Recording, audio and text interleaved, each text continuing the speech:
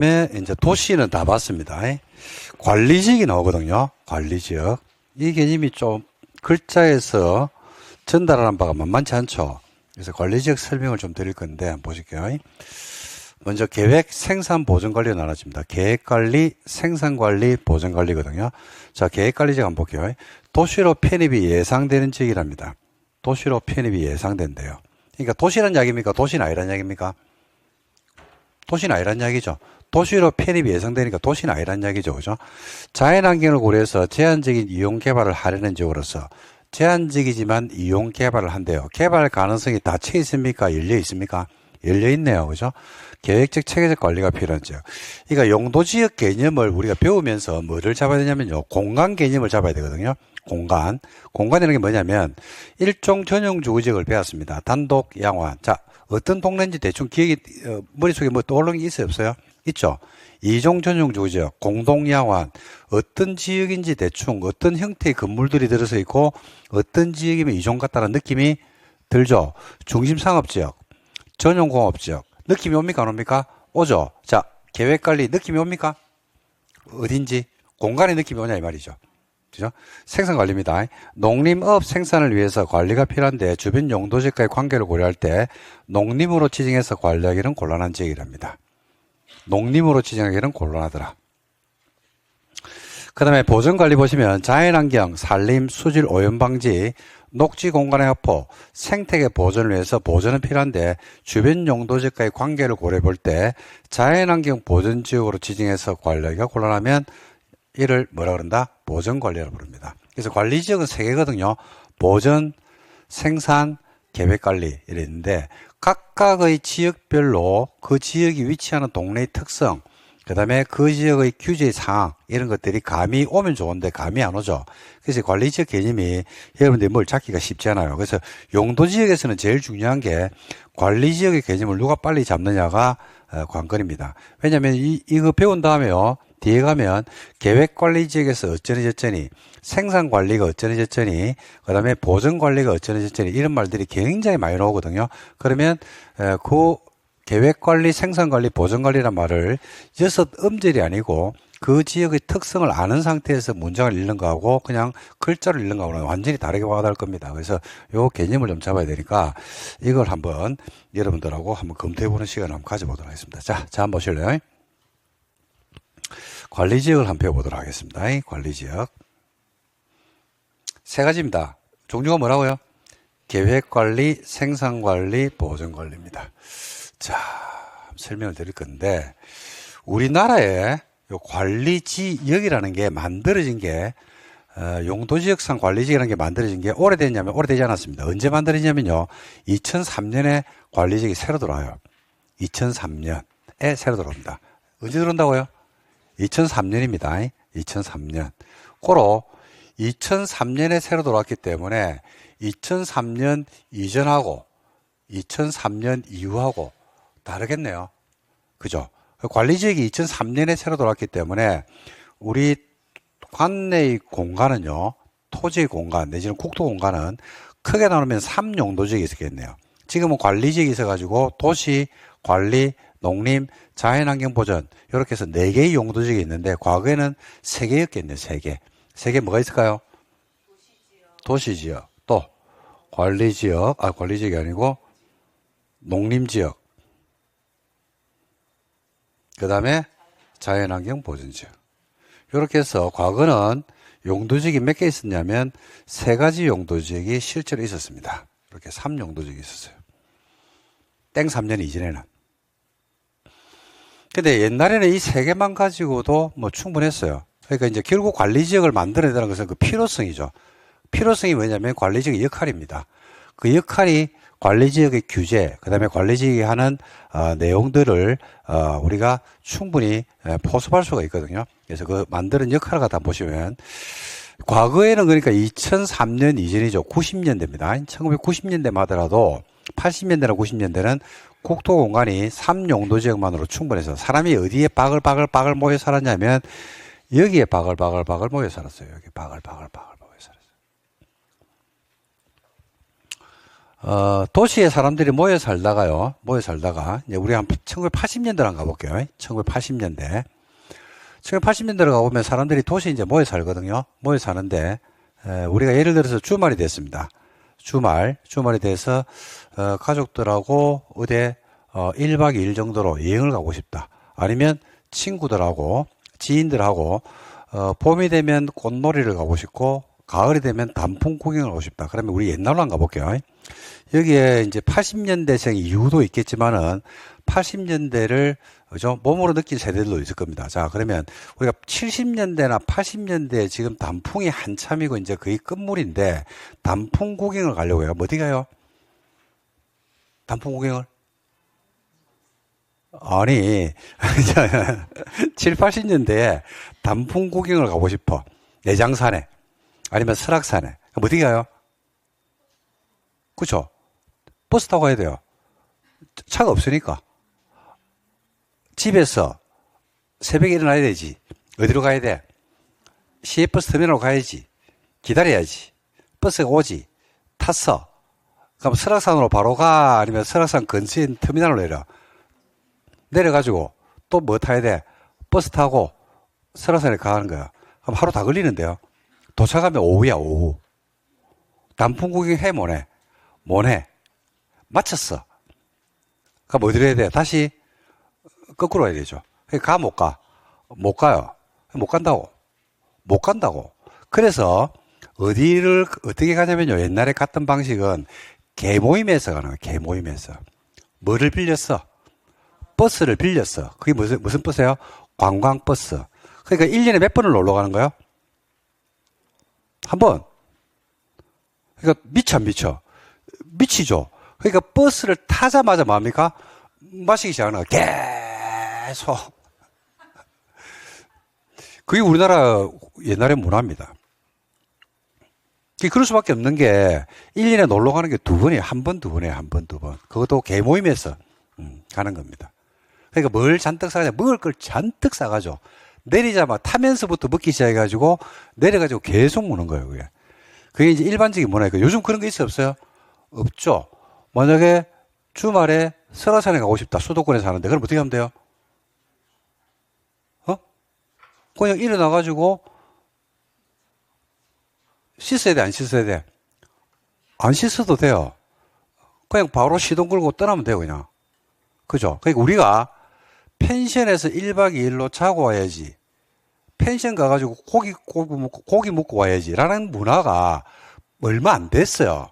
굉장히 오래된 거로 착각하는데, 지금 80년대생들은 그 당연한 거 아이가라고 생각하는데, 옛날로 비유하면 그게 그런 삶을 누린 지가 얼마 안 됩니다. 마이카 시대가 열린 게 얼마 안 돼요. 집집마다 차가 한 대씩, 두 대씩 있었던 게 얼마 안 된다니까요. 그죠? 그러니까 엄청나게 컴팩트 하면서 급속한 경제 성장을 이뤘다 이 말입니다. 그러니까 사람들이 옛날에는 어디에 모여 살면 여기에 바글바글 모여 살았어요. 우리가 해외여행을 다닌 지가 얼마 안 돼요. 외국인들처럼 몇십 년 전부터 해외여행을 다니고 그런 게 아니라니까요. 그죠? 그러니까 옛날에 이제 90년대라고 생각해 볼게요. 90년대. 90년대 같으면 해외여행 가는 게 쉬워서 어려웠어. 빨리 이야기해라. 수업 빨리 하자, 좀. 자, 어려면 어렵다, 쉬우면 쉬웠다라고 이야기를 하면 딘딘은 내가 알아서 할게. 수업에 다 필요한 거라서 내가 이야기하는 거라니까요. 이게 도시 공간의 확대, 그 다음에 도시가 어떻게 비대화 되면서 신도시가 왜 만들어지는지 하는 역사하고 다 같이 하는 거예요, 전부 다 이게. 90년대 같으면 해외여행 가기가 쉬워서 어려웠어요. 어려웠다니까요. 그 말이 그리 어렵나? 어려웠잖아. 그러니까 누군가는 간다고. 누군가는 주변 지역에, 도시 주변 지역에 주말에 놀러 간다니까요. 그럼 월요일 출근을 해야 안 해? 하죠. 그러면 출근해서 뭔 이야기를 해요? 이번에 여행 갔다 왔는데, 이번에 어디 갔다 왔는데, 좋더라, 안 좋더라? 이야기를 하는 거예요. 그 이야기를 들었어. 소득은 계속 올라가는 시절입니다. 이 시절 같으면. 소득은 계속 올라가고 취직이 잘 됐어, 안 됐어? 어마무시하게 잘 됐대요, 이때는. 대학생들이 그렇게 많지가 않았거든요. 지금은 20대들이 대학을 가고, 어떤 대학을 가고 안 가고 문제지, 대학은 누구나 갈 수 있어요, 지금은. 미달이기 때문에. 지금은 미달이 많잖아요. 근데 그때는 그게 아니었다니까요. 고등학교 졸업하는 인구가 연에 100만 명씩 졸업을 했어요. 100 몇십만 명씩. 요때는. 그렇잖아. 그래가지고 대학을 갈 수 있는 인구가 10몇 프로밖에 안 됐더랬어요. 4년제 대학은 10%도 안 됐어요, 실제로. 그러니까 대학을 졸업하면 취직하기가 되게 쉬운 시절이 이 시절이었다니까요. 이게 몇 년생들이냐면 1960년대생, 70년대 초반생들이 그때 당시에 그랬단 말입니다. 그러니까, 그죠? 놀러를 많이 가는 시절이 아니었어요. 근데 소득이 증가하다 보니까, 소득이 증가하죠. 소득이 증가하니까 사람들이 뭘 생각해요? 제일 먼저 뭘 할까요? 봐. 내가 주머니 돈이 많아지는 거야. 월급이 많아진다니까요. 그럼 뭘 할까요? 집은 못 산다. 월급이 좀 올랐다고 집을 어떻게 사노? 차를 산다니까요. 그래서 마이카 시대가 언제 이때 열려요? 이때. 90년대 초반에. 여러분 그 드라마 중에 응팔 있죠? 응팔. 응답하라 1988. 거기 보면 보라가 차를 갖다가 과외가 차를 산다니까. 그렇잖아. 마이카 시대가 그때 열리기 시작한다고. 그리고 소득은 증가해야 안 해요? 증가하죠. 계속 증가한다니까. 경제가 좋아서 안 좋아서. 어마무시하게 좋을 때입니다. 88 올림픽이 끝이 나고 아니면 끝날 즈음에 대한민국 국격이 한 단계 점프돼 버리거든요. 그러면서 우리가 경제적으로 굉장히 호황을 누리, 정치적으로는 굉장히 안 좋았습니다. 파업도 많고요. 굉장히 시끄러운 시기였는데 데모도 어마무시하게 많이 할 때입니다. 그때는. 그죠? 그런데 경제적으로 어마무시한 호황을 누릴 때가 그때입니다. 그때. 그러니까 경제 성장률이 지금 우리가 2%, 3% 같이 안 되잖아요. 그죠? 그때는 1년에 성장하는 게 8%, 9%씩 막 성장하고 그럴 때입니다.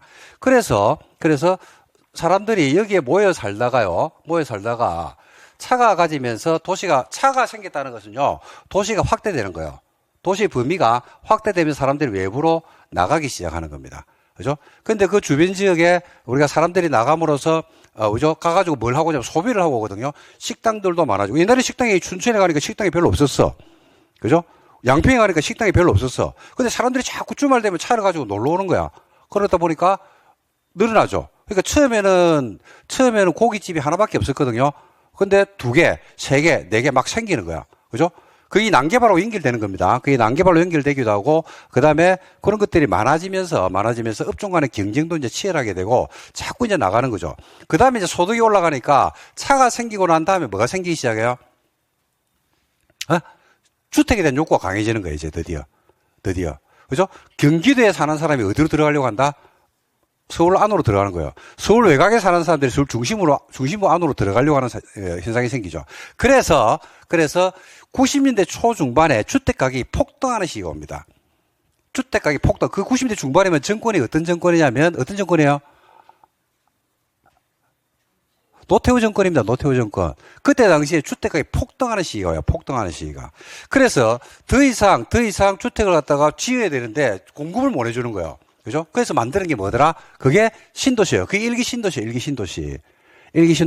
그래서 성남에 뭘 만들고, 분당을 만들고, 안양에 평촌을 만들고, 그죠? 그 다음에, 부천에 뭘 만듭니까? 서쪽에 중동을 만들죠. 북쪽 일산에 뭘 만들고요? 이제 고양시에 뭘 만들어요? 일산을 만들죠. 그 신도시를 만드는 거예요. 그 신도시를 연결하니까 뭐가 나오냐면 외곽순환도로가 나오더라는 이야기입니다. 그래서 신도시는요, 어디든지 중심을 찍으면요, 봐요. 서울시청이 있다니까요. 서울시청이 옛날에 서울의 중심이었는데, 서울시청에서 신도시를 갖다가 남쪽, 그 다음에 동쪽, 서쪽, 북쪽을 찍으면 전부 다 몇 킬로가 나오냐면 30에서 40킬로가 나와요. 그 지역에다가 뭘 만드느냐면 신도시를 만들고 그걸 연결한 게 바로 뭐냐면 이게 외곽순환도로예요, 이게. 외곽순환도로. 그래서 신도시가 만들어지는 게 언제냐면 90년대예요. 도시가 확대되고 주택에 대한 욕구가 강해지는 것이. 그죠? 근데 주택 공급을 할 수가 서울시 안에서는 주택을 공급할 수가 없죠. 뭐 없기 때문에.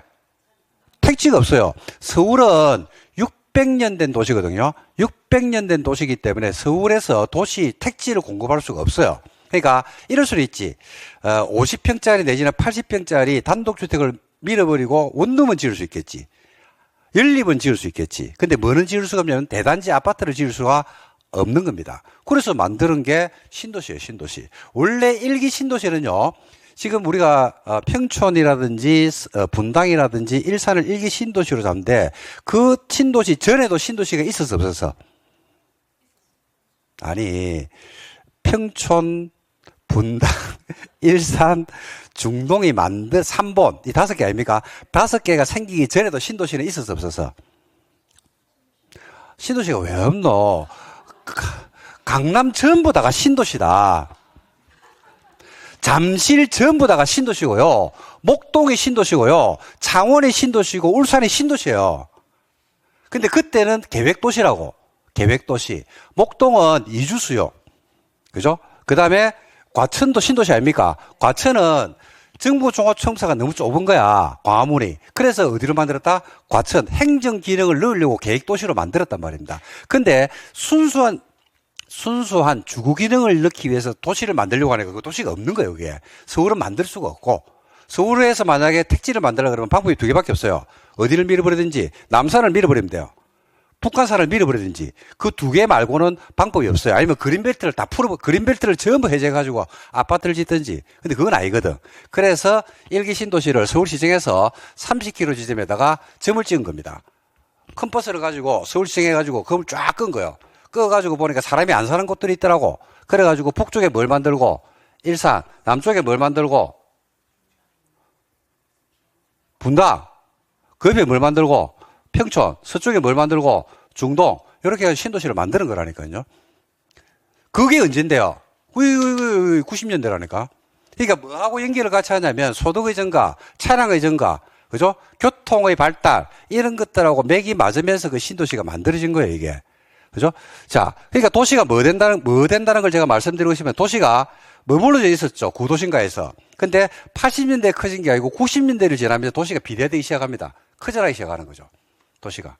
확장이 되기 시작한단 말입니다.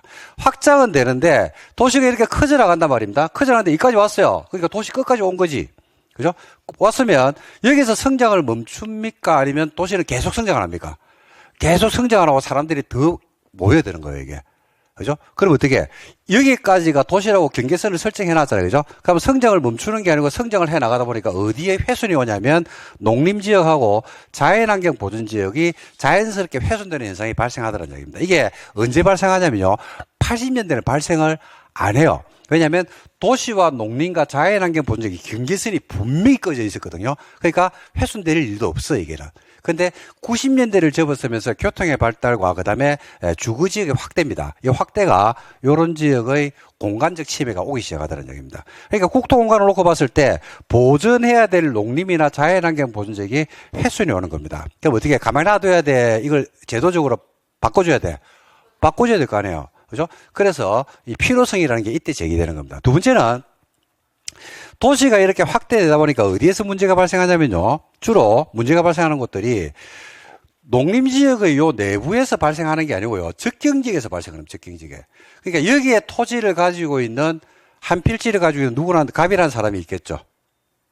그 다음에 그 인접지역에 토지를 가지고 있는 을이라는 사람이 있단 말입니다.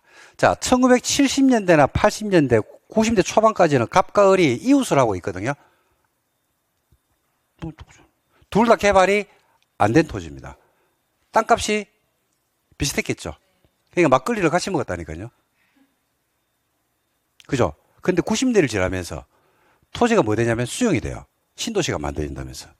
산업단지가 들어온다면서 토지가 수용이 되는 겁니다. 갑자기 떼부자가 되는 거죠. 그러니까 예를 들어서 농사를 지었다니까? 5,000평. 갑자기 해봐봐. 5,000평에 농사를 지었어. 5,000평. 땅으로 지으면 큽니까? 작습니까? 5,000평. 크죠? 근데 그분이 1년 소득이 분농이겠습니까? 중농이겠습니까? 빈농이겠습니까? 5,000평의 농사를 지으면. 그죠? 엄청나게 부자는 아니고 그냥 중간 정도 됩니다. 중간. 그렇겠죠? 그러니까 뭐 농사 지어가지고 비료값 내고 뭐 내고 그러면 뭐 연소득이 그렇게 많지는 않을 겁니다. 그렇겠죠? 근데 갑자기 5,000평이 수용이 되는 거야. 그 통장에 얼마 꼽히냐면요. 20억이 꼽히는 거야. 20억이. 아, 상상해 보자고. 20억이 꼽히는 거야. 20억. 통장에. 그럼 어떻게 되겠어요? 아무 생각이 없지. 20억을 받는데. 자, 상상을 못 하구나. 2,000만 원 넘어서면 상상이 안 돼. 그러니까, 그다음부터 이분은 부자가 돼버린 거야. 옛날에 같았는데. 그죠? 여기는 어디에 속해 있는 토지입니까? 여기는 도시. 그죠? 그러다 보니까 여기하고 여기 토지 상황이 달라지죠. 갑이라는 사람이 그다음부터 어떻게 생각하냐면 내 토지는 어디에 있다고 생각합니까? 지금 농림에 있잖아. 농림지역의 규제를 받아야 돼. 근데 갑자기 어떤 생각을 해야 돼? 내 토지는 어디에 있다? 도시에 있다. 도시에 있다. 내 토지는 도시에 있다. 왜? 금을 그어놔놓고 바로 옆에서 개발, 아파트가 지어지고 개발이 막 되는 거야. 그런 토지들이 있잖아. 우리 얼마 전에 과천에 가면요. 주변 지역에 바로 딱 건너서면 평당 7천만 원, 8천만 원 토지가 있고요. 딱 건너서면 그린벨트가 돼가지고 평당 50만 원짜리 토지가 있어요. 그죠? 그러면 위반 행위가 어디에 속출할까요? 여기 지금 농림의 깊은 내부에서 위반 행위가 속출하겠습니까? 이런 적경지에서 위반 행위가 나오겠습니까? 그래요. 적경지에서 위반 행위가 막 속출하는 거예요. 그러니까 토지를 농림지역에 맞게끔 활용하는 게 아니고 도시인 것처럼 활용하는 겁니다. 근데 그런 것들이 한두 건이겠습니까? 수만 건, 수천 건이 일어나겠습니까? 그래서 여러분들이 우리가 국토가 난개발이 되고 있고, 그 다음에 수도권이, 그죠? 우리가 무분별한 개발로 제대로 정리가 안 된다는 말이 언제 나오냐면요. 이때 나와요, 이때. 90년대. 이래 나오는 거죠. 그러면서 제대로 된 효율적 통제가 이루어지더라, 안 이루어지더라? 잘 이루어지지 않더란 이야기죠. 그러면 이걸 그대로 둬야 됩니까? 바꿔야 됩니까? 바꿔야지. 이걸 그대로 두면 큰일 나죠. 그죠? 그래서 국토 공간의 배분을 새로 해야 되겠다는 생각을 갖다 언제 하냐면 90대 중후반을 지나면서, 즉 신도시가 완성이 되고 사람들이 교류가 자동차가 증가됨으로써 교류가 활발해지고, 그 다음에 도로가 놓여지고 지하철이 새로 노선들이 깔리고 사람들이 신도시에 살다 보니까 지하철 노선을 깔아주고 등등 하면서 이제 필요성이 막 제기되는 겁니다. 그래서 국토 공간, 관할의 공간을 공간적 크기는 똑같아요, 안 똑같아요? 공간적 크기는 똑같죠. 근데 이렇게 둬서는 안 되겠다라고 해가지고 바꾸는 겁니다. 어떻게 바꾸냐면요. 도시하고 농림하고 자연환경 보전지역의 고유 영역은 똑같아요. 그대로 놔둬요. 그대로 놔두는데 이 중에서 일부를 도시로 편입은 예상이 되는데 도시에 준해서 비슷하게 개발은 해야 되는데, 야, 니는 도시가 되면 안 돼. 니는 도시의 예비군으로서 가만히 있어야 된대. 라고 하면서 만들어낸 게 뭐더라? 이게 계획관리지역이에요. 니는 농림지역하고 비슷하게 관리를 해야 되는데, 주변 용도지역과의 관계상 농림으로 지정하면 안 돼. 니는 농림이 되지 말고 농림지역 밖에서 농림을 잘 지켜래 라고 하면서 만드는 게 무슨 관리예요? 이게 바로 생산관리지역입니다. 니는 자연환경 보전지역하고 비슷하게 관리는 해야 되는데 주변 용도지역과의 관계상 자연환경 보전지역은 되지 말고 자연환경 보전지역 밖에서 자연환경 보전지역을 잘 지켜라 라고 해서 만든 게 무슨 관리더라? 이게 보전관리입니다. 이렇게 해서 세 가지 관리지역을 만들었거든요. 2003년에. 자, 그러면 옛날에 발생했던 문제가 해결되는지를 한번 볼게요. 자, 도시가 중심부를 형성한 다음에 외부로 팽창을 해 나가거든요. 팽창하는데 여기까지가 도시로 끝난 거야. 그럼 얘가 계속 성장을 합니까? 아니면 성장을 멈춥니까? 빨리 이야기해라. 성장을 하나, 성장을 멈추나? 계속 하죠. 그럼 어디를 풀어서 쓰면 돼요? 그렇죠. 계획관리를 풀어서 쓰면 돼요. 왜? 계획관리는 도시로 편입이 예상되는 지역으로 미리 잡아놓은 거예요. 미리 잡아놨잖아. 그러니까 계획관리를 풀어서 쓰면 되잖아. 그래서 2003년 이후에 수도권에서 모든 신도시하고 모든 산업단지를 여기에서 온 거야. 여기를 벗어날 수가 없다고. 왜? 이미 그렇게 쓰려고 예정을 했기 때문에. 생산관리지역을 만약에 풀어가지고 도시로 편입시켰잖아. 그죠? 생산관리는 개발하면 되는 토지야, 개발하면 안 되는 토지야. 안 되는 토지죠. 그럼 특혜 시비가 붙어버려요. 그럼 그거 들어오면 안 되는 이유가, 봐봐. 계획관리지역, 도시에 편입된 도시로 적경지역이 계획관리지역에 이미 인프라가 깔려져 있거든. 근데 생산관리지역, 여기에 신도시가 하나 들어있다고 생각해봐봐. 그러면 어떤 문제가 생기냐면 기반시설 비용이 너무 많이 들어가요. 사람을 갖다가 봐봐. 우리 수도권에서도 실패한 도시들이 좀 있거든요. 있어요. 어디하고 떨어져 있기 때문에 도시하고 접근성이 너무 떨어져가지고 이상하게 만들어진 괴물 같은 도시들이 간혹 가다 있어요. 제가 언급은 안 하겠습니다. 수업 시간이라서. 그런 지역들은 실패한 이유가 그 인프라 활용을 못 해서 그래요. 그죠? 근데 여기에 붙어 있으면 좋은 이유가 여기에 깔려있는 지하철 노선이 이미 있거든. 도로가 이미 있거든. 그대로 쓰면 된단 말입니다. 그러니까 우리가 봐봐. 일기 신도시들이 만들어지면서 외곽순환도로가 만들어지잖아. 외곽순환도로는 전부 어디를 끼고 있냐면 신도시를 다 끼고 있어요. 왜냐면 바로 도시 안에서 바로 100m만 가면 순환도로 올려가지고 어디든지 사통팔달로 다 연결되게 돼 있거든요. 고속도로까지. 그죠? 근데 그 접근성을 놓쳐버리면 안 되거든요. 자, 예를 들어서 이 이후에 2003년 이후에 만들어진 도시 중에서 판교가 있어요. 판교. 위례 신도시도 있어요. 어디를 다 끼고 있더라? 외곽 순환도로를 다 끼고 있잖아, 전부 다. 왜냐면 도시만 만들면 되거든. 도시만 만들면 기존의 인프라를 활용하면 되거든요. 그 옛날에 여러분들 그 노무현 정부 시절에 2003년 이후입니다. 노무현 정부 시절에 위례 신도시가 주택난에 막 가격이 올라가고 난리를 칠 때, 그죠? 신도시를 빨리 만들어야 된다. 강남을 대체할 수 있는 신도시가 어딜까라고 했을 때, 그때 후보지가 몇 개 나왔더랬어요. 5개. 근데 전문가들은 다 알고 있었어요. 판교다, 판교. 판교, 그밖에 없어. 왜? 인프라를 바로 활용할 수가 있거든. 분당에 있는 그 좋은 인프라를 바로 활용하면 되거든. 그러니까 뭐만 지으면 되기 때문에 아파트만 지으면 끝나거든요. 그러니까 판교에 들어선 거지, 뭐. 위례? 마찬가지야. 그 지역을, 다른 데, 이상한 데를 해놓으면, 저 용인 끝에 해놓으면, 신도시가 아니야. 아무도 안 간다고. 그런 등등의 문제점 때문에, 문제점이 아니고, 그런 등등의 해결책을 한 방에 제시하기 위해서 만든 게 계획관리입니다. 계획관리가 그 위에 된 거죠. 반대로 얘기하면 내가 뭔 이야기를 하고 싶으냐면, 이거 언제 만들었다고 했어? 땡 3년이지. 토지를 보는 입장에서 봤을 때, 땡 3년 이후에 관리를 나눴을 거 아니야. 여기는 계획관리, 여기는 생산관리, 여기는 보전관리라는 말은요, 여기는 계획관리, 여기는 생산관리, 여기는 보전관리라고 지정했을 거 아니야. 라는 말은 땡 3년 이후에 나눴을 거 아니야. 여기는 개발하겠다, 여기는 절대로 개발 안 한다, 여기는 죽었다 깨어나도 개발 안 된다라고 정한 거야. 근데 생산관리지역에 땅을 사가지고 이제 땅값 오르기를 기다리는 거야. 신도시가 더 만들어지겠지, 가까워지겠지. 니는 안 된다. 니 대에서는 안 되고, 너 손주대에 가면 바뀔 수는 있다. 그러니까 누가 좋은 일 시킨 겁니까? 내가 좋아요? 내 손주가 좋아? 그렇지, 손주가 좋은 것이. 요즘은 제사를 안 지내잖아. 제사도 지내지 않는 손주가 할아버지한테 고맙게 생각하는 것이. 감사합니다. 끝. 근데 내 안에는 안 돼요. 근데 토지가, 잘 들어야 돼요. 용도 지역을 아는 거는요, 시험을 치는 게 아니고, 토지가 21개 용도별로 나눠져 있다는 것은 이런 용도로 쓰겠다라고 이미 정해져 있는 거예요. 요리 재료가 21개로 나눠져 있는 거는요, 그 중에서 이거는 손님 올 때, 이거는 개밥 줄 때, 요거는 내가 먹을 때라고 이미 요리를 할 때 이미 재료를 냉장고에 넣어 놨다니까.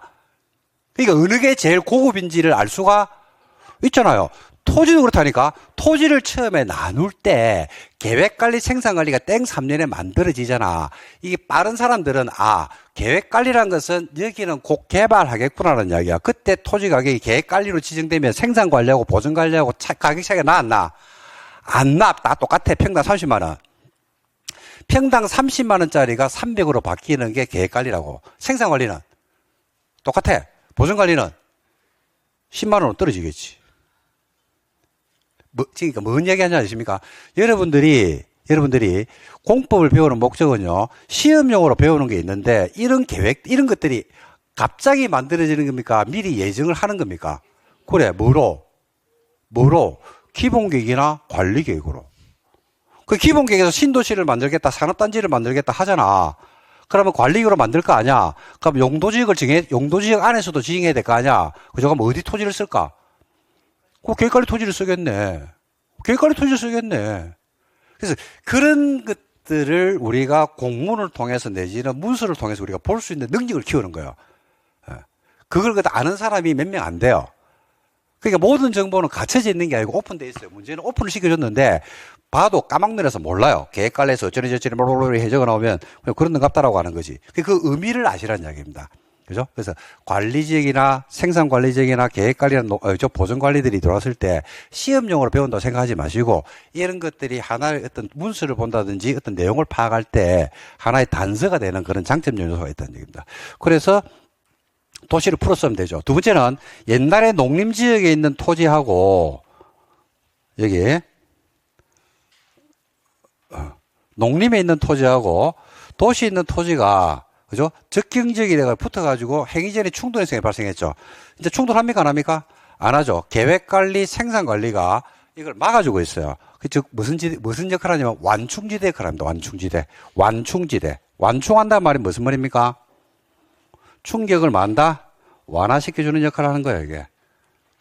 그 계획관리가 들어와가지고 그런 현상들을 막아놨죠. 그래서 요 이후부터는 3년 이후 2010년을 지나면서 그 이후부터는요, 적경지역에서 행위전의 충돌 현상에 발생하는 그런 규제들이 많이 완화가 됐어요, 실제로 보면.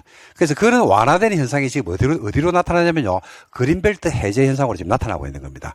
어느 정도 정리가 됐거든. 그러니까 이제 택지는 계속 필요하거든. 필요하죠. 그러니까 어디를 풀어서 버린다? 그린벨트를 풀어서 이제 쓰기 시작하는 거예요, 드디어. 토지는 계속, 수도권 안에서는 토지는 계속 필요하기 때문에 그런 등등 현상이 나타나더라는 얘기입니다. 그래서 정리를 하면요, 아까 여러분들이 계획관리, 생산관리, 보전관리를 배울 때는 어딘지 위치를 못 잡았잖아요. 그죠? 자, 해볼게. 계획관리는 어디 밖에 있어? 도시 밖에서 도시를 이렇게 싸고 있는 거예요. 왜요? 도시가 되려고. 도시 예비군 역할을 담당해요, 계획관리는. 도시 예비군. 꼬로 개발 가능성이 닫혀있다, 열려있다.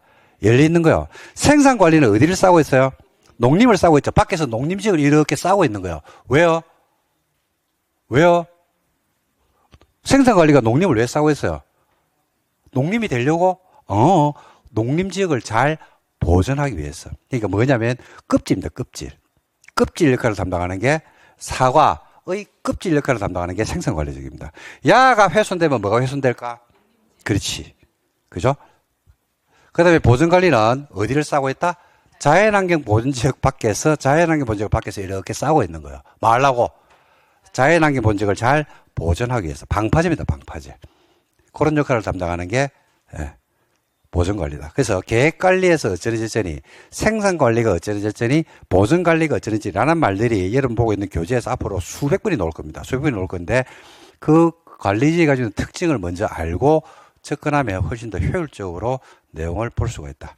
라는 말씀을 드리고 싶습니다. 그래서 공법상에 나오는 이런 각종 용도지역의 규제라든지 용도지구, 용도구역의 규제들은요, 선제적으로 지정을 해주거든요. 지정을 하고 나서 조금 있다가 개발하기 시작합니다. 그러면 그 지정되는 용어가 뭐냐에 따라서 그 지역의 앞으로 개발 가능성, 그 다음에 토지 가격의 상승 가능성, 이런 것들을 갖다가 우리가 미리 예측할 수가 있는 그런 단서가, 첫 번째 단서가 거기서 나온다라고, 여러분들이 파악을 하시면 되지 않을까, 이렇게 생각합니다. 그래서 관리지역은 이런 개념으로 잡아두시기 바랍니다. 자, 한 번까지 다시 한번 더. 자, 저기, 머릿속에 뭐를 가져야 되냐면요, 좀 전에 봤던 계획관리, 생산관리, 보전관리가 있는 위치와 역할의 개념을 가지고 글자를 한번 봐봐요. 그럼 이제 다르게 볼 겁니다. 자, 계획관리. 도시로 편입이 예상되는 지역 또는 자연환경을 고려해서 제한적이지만 이용 개발을 하려는 지역으로서, 도시가 아니기 때문에 제한적으로 이용해야 돼요. 계획적 체계적 관리가 필요한 지역이다. 뭐 하려고? 도시로 편입시키기 위해서. 도시 예비군이다.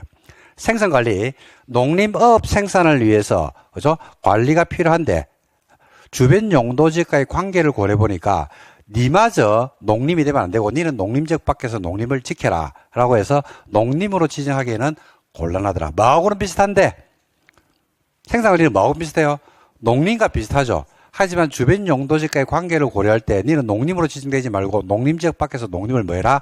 지켜라 이겁니다. 고로 생산관리는 농림지역보다는 행위제한이 완화되어 있을까요? 아니면 농림지역과 행위제한이 똑같겠습니까?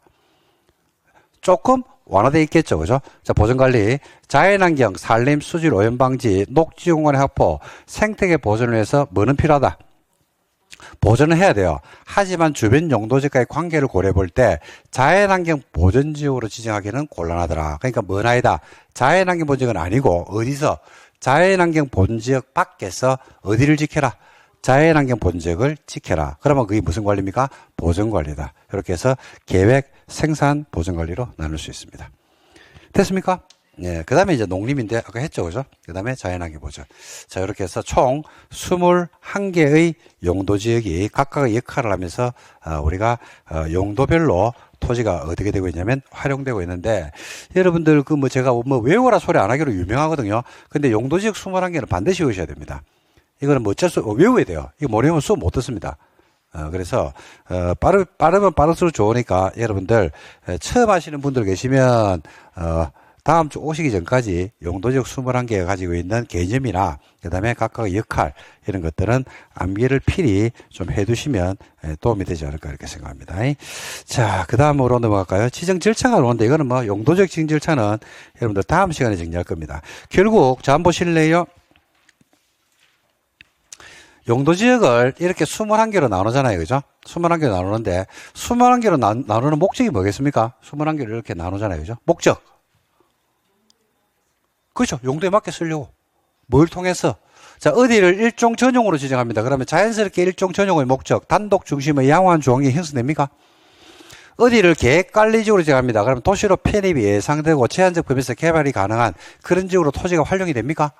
그거는 아니죠. 지정했다고 해서 자연스럽게 되는 것은 아니잖아요. 그죠? 그러니까 이렇게 21개 용도지역으로 지정했다는 것은 21개 맞게끔 각각에 맞는 뭘 하자는 이야기입니까? 뭘 하자? 뭘 통해서 달성이 됩니까? 목적은? 네? 행위전.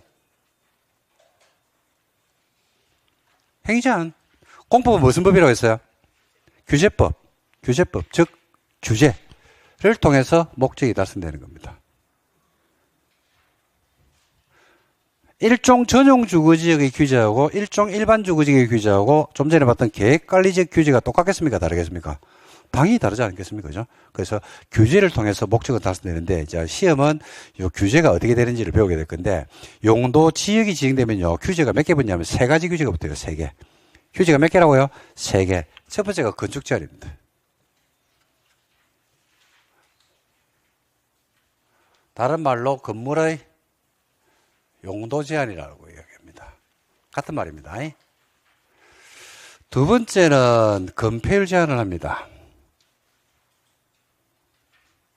세 번째는 용적률을 규제합니다. 자, 여러분 처음 하시는 분들한테 어렵죠, 이 말이? 자, 세 가지 설명을 다 드릴 겁니다. 자, 건축 제한부터 설명할게요.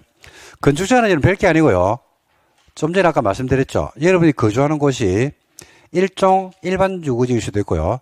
이종 전용 주거지역일 수도 있고 준주거지역일 수도 있습니다. 근데 일종 일반 주거지역에서 거주를 합니다. 내지는 준주거지역에서 거주합니다. 그러면 거기에 있는 건물의 용도가 똑같습니까? 다릅니까?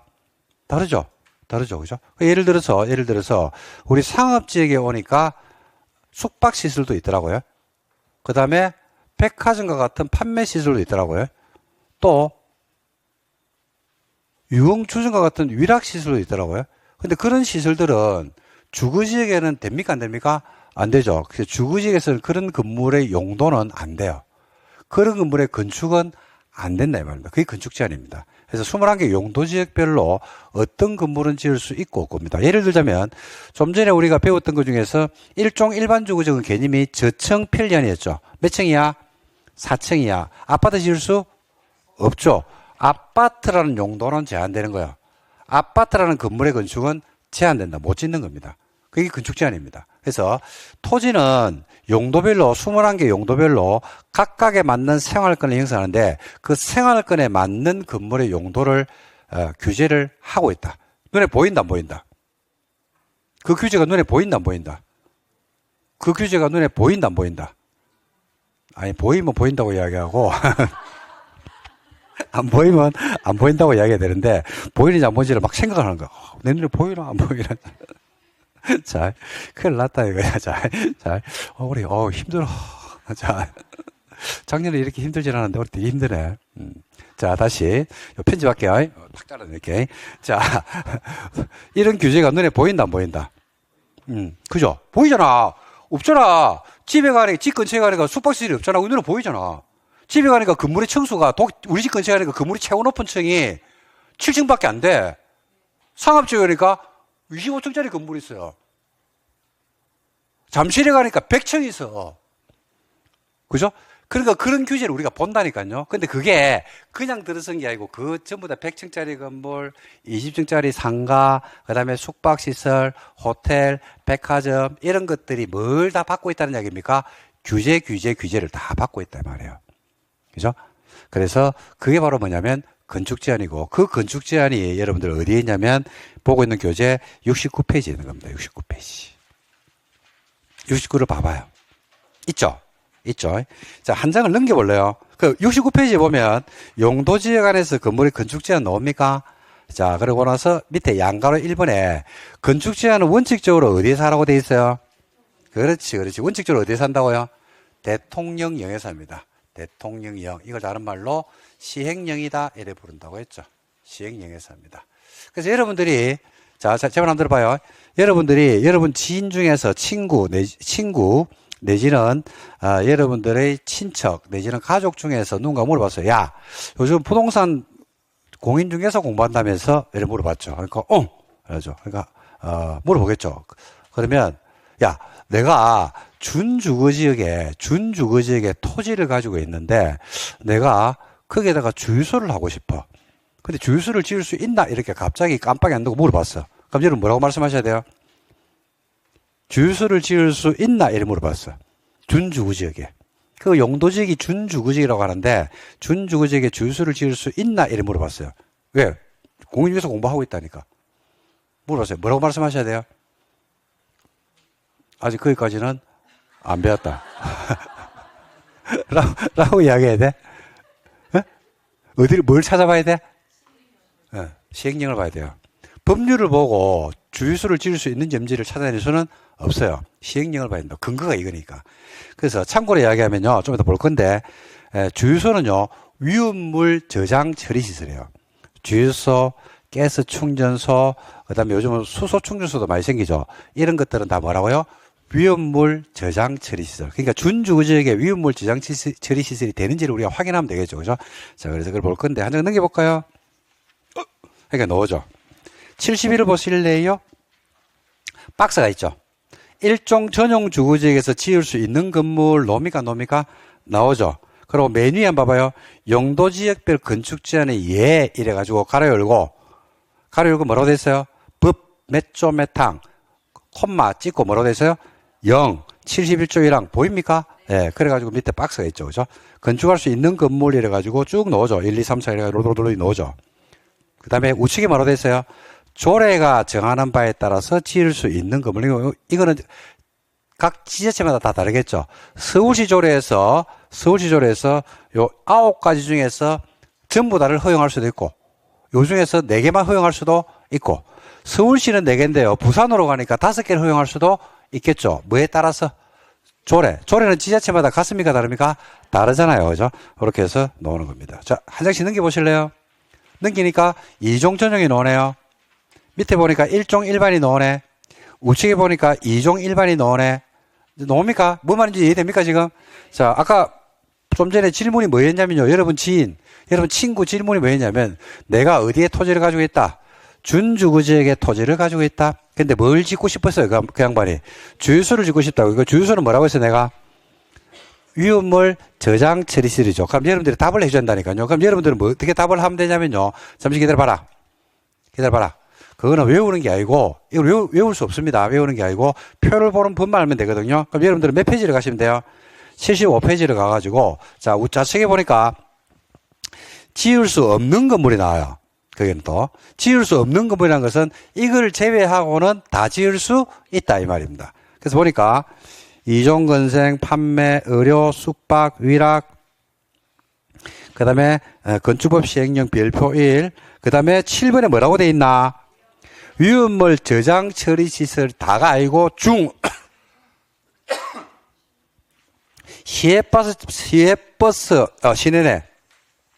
시내버스 차고지 외의 지역에 설치하는 액화 석유가스 충전소, 과학가스 충전소 및 저장소는 뭐한다? 제외하죠. 그러니까 뭐는 괜찮네? 뭐는 막아놓지 않았네? 주유소는 막아놓지는 않았잖아. 가스 충전소만 막아놨잖아, 지금. 그 다음에 자동차 오르르 넣어줘, 그죠? 그 다음에 이제 우측에 보니까 뭐가 나옵니까? 조례가 정하는 바에 따라서 지을 수 없는 건물이 넣어줘. 그죠? 이거 말고는 막을 수 있다는 이야기입니까? 지을 수 없는 거 빼고는 막을 수 있다. 지을 수 있다, 이 말이죠. 뭐에 따라서? 조례에 따라서. 그러니까 뭘 봐야 돼? 조례를 봐야 돼요. 근데 조례에서 금지를 안 하는지를 봐야 돼요. 8번을 봐야 돼요. 위험물 저장 처리 시설 1호 바목에 해당하는 것은 제외한다라고 해놔놓고 넘기면 없네. 이렇게 돼 있죠. 그러니까 주유소에 대한 언급은 지금 있어요, 없어요? 없죠. 그러면 뭘 봐야 돼? 조례를 봐야 돼요. 그래서 친구한테 뭐라고 이야기하면 돼요? 일단 법에서 금지하는 것은 아니다. 그렇다고 허용되는 것도 아니다. 허용 여부를 알려고 하면 뭘 봐야 된다? 조례를 봐야 된다. 끝. 그까지가 내가 답할 수 있는 거예요. 만약에 여러분들 의뢰인이 이야기를 하죠. 그죠? 그럼 여러분들은 뭘 확인해야 돼? 중개를 하려고 그러면. 그렇지. 조례를 확인하면 돼요. 그래, 되잖아. 그럼 이제 그때 이제 중개를 하기 위해서 말씀을 하시면 된단 말입니다. 그죠? 그래서 요게 표 보는 법입니다. 자, 이런 식으로 해서 넘겨보실래요? 계속.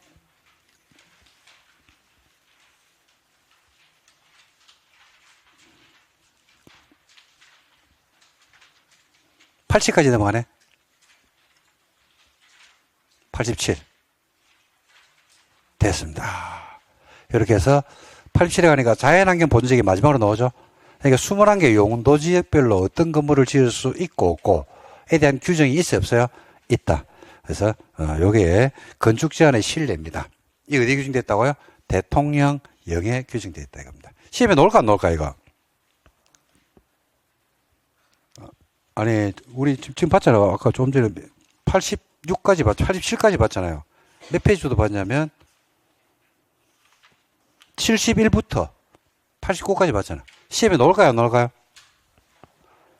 희망상을 이야기하지 말고 현실을 이야기해야 돼요. 안 논다는 건 희망상이고 나옵니다. 시험에 나옵니다. 시험에 나오는데 잘 들어야 돼요. 시험에 나오면요 뭐가 나오냐면 지금까지 시험 문제는 공인중개사 주된 대상물 이 주택과 건생이거든요. 그 두 개를 가지고 시험에서 지금까지 90%가 출제됐습니다. 주택과 건생. 그러니까 주택과 건생은요 뭐만 알면 해결되냐면 개념을 알면 자동 해결해요. 자, 제가 물어볼게. 자, 1종 전용 주거지역에서 아파트를 지을 수 없죠. 2종 전용은 아파트를 지을 수 있다. 5년 전에 출제된 문제입니다. 1종 일반 주거지역 아파트 지을 수 없죠. 저층 편리한 4층 이하. 아파트는 층수가 5층 이상이거든요. 전용 공업지역에 아파트를 지을 수 생각해봐. 전용 공업지역이 많은데요. 그죠?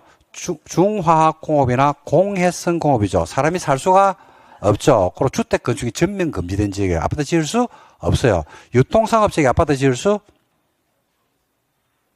유통상업지역이 뭐예요?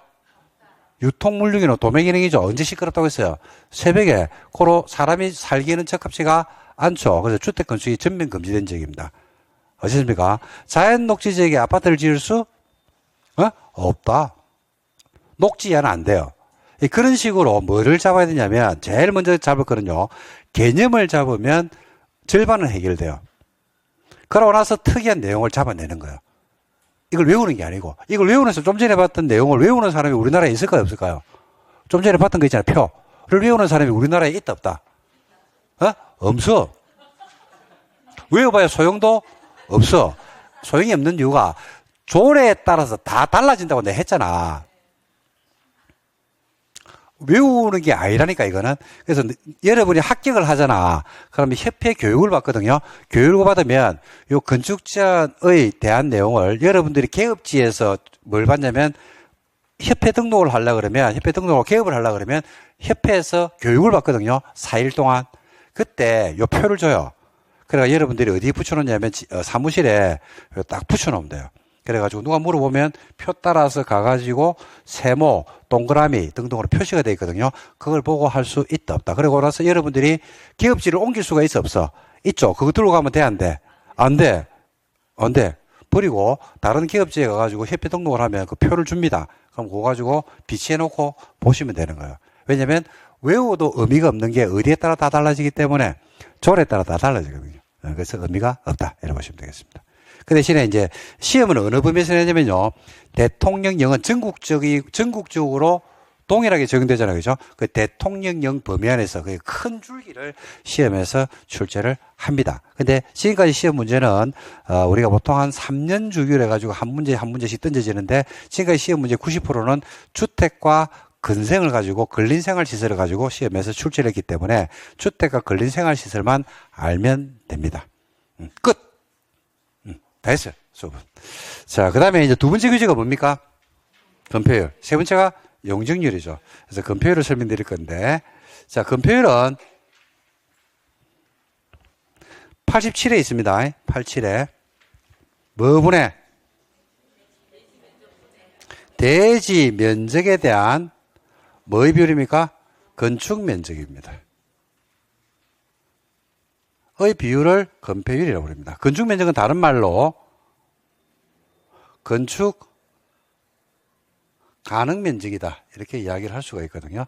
자, 그러면 대지 면적과 이제 건축 면적의 개념을 알고 건폐율이 가지고 있는 의미를 아셔야 되는데, 자, 요거는 시간이 좀 됐네. 쉴까? 예, 좀 쉬었다가 설명을 드리도록 하겠습니다. 좀 쉴게요.